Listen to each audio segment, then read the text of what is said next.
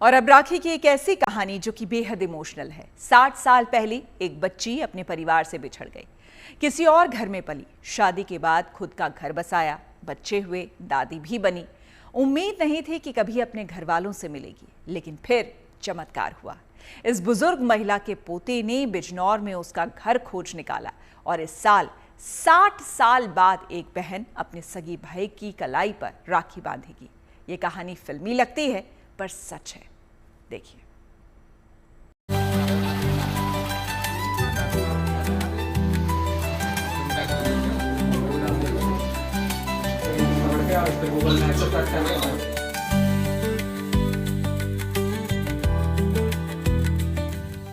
रिश्तों की डोर चाहे वक्त की धूल से ढक जाए, लेकिन जब दिल से पुकार आती है तो वो डोर साफ नजर आती है और कई बार फिर से बंध जाती है।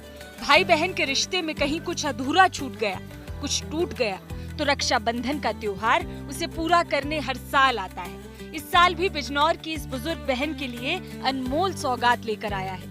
एक बहन की राखी जो 60 साल तक अपने भाई का इंतजार करती रही, इस सोच में रही कि कभी तो ऐसा मौका आएगा जब वो अपने भाई की कलाई पर राखी बांध पाएगी। उसकी ख्वाहिश अब पूरी होने जा रही है। अब मेरे पोता ने मेरी कहानी बचपन की पूछी, मेरे पति ने तो कभी सुनी नहीं। मेरे पोते ने पूछी तो हमने अपनी कहानी बीती वही बताई। उसने मोबाइल में लिख के और हीन चलाया, मेरे परिवार से मिलाया। अब मेरे भाई और भतीजों के बच्चे, मेरा बहुत बड़ा परिवार है और 60 साल के बाद अपने भाई को राखी बांधेंगे।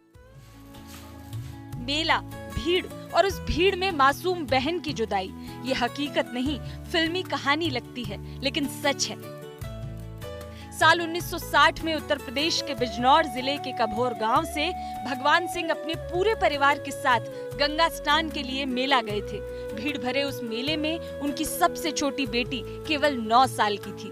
बालेश 9 साल की उम्र में अपने परिवार से बिछड़ गई। उधर एक अजनबी दंपति को बालेश मिली, जो बालेश को अपनी भांजी बताकर अपने साथ ले गए और फर्रुखाबाद जिले के पकाना गांव में उसे अपनी बेटी की तरह पाला। उनके साथ बालेश ने एक नया जीवन शुरू किया, शादी की, माँ बनी और अपने परिवार को संभालते हुए एक जिम्मेदार गृहिणी बन गयी। गंगा स्नान तक होगी, बहुत प्रयास करी, कहीं पता चला। अब फिर इनका वो आया 60 साल बाद में पोता, उसने गांव में मालूम करा, इन्होंने आड़िया बताया उसे, जो आड़िया उसने बताया वो सही निकला उसका। फिर उसकी गैल हम हो गए, उसने अपनी बहन को लाए, बहुत खुशी है हमें। पर मन के किसी कोने में एक अधूरा सवाल हमेशा रहा, क्या कभी वो दिन लौटेगा जब मैं अपने सगे परिवार से मिल सकूंगी। भगवान ने बालेश की सुनी। सेना में काम करने वाले इनके पोते ने बिजनौर जाकर वहाँ के बुजुर्गों से अपनी दादी की कहानी सुनाई। जब नाम, घटनाएं और यादें जुड़ने लगी तो एक चमत्कार हुआ। बुजुर्गों ने बालेश को पहचान लिया। गंगा स्नान में हमारी गाड़ी गई हुई थी, तो वहाँ जो हमारी दादी लगती थी, दादा बता देते, तो दादी खोई गई थी वहाँ गंगा स्नान में।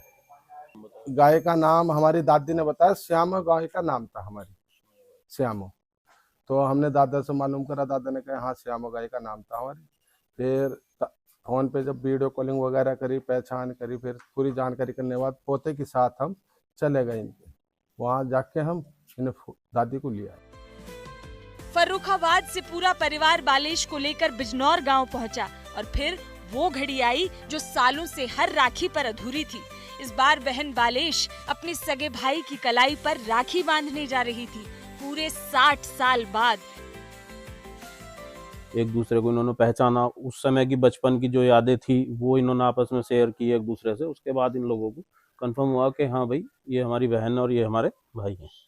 जो इनका पोता था प्रशांत नाम का लड़का, उसमें मुख्य भूमिका उसकी रही और उसी ने इन दोनों परिवारों को, बिछड़े हुए परिवारों को, भाई बहन को मिलवाया 60-65 साल के बाद। इस राखी में सब कुछ है, बिछड़ने की पीड़ा, मिलने की खुशी, बचपन की यादें और वक्त की मार को सह लेने की ताकत।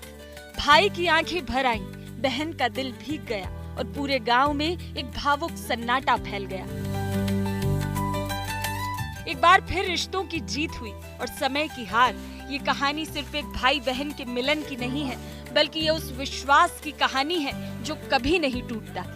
बिजनौर से ऋतिक राजपुर के साथ bureau report, good news today.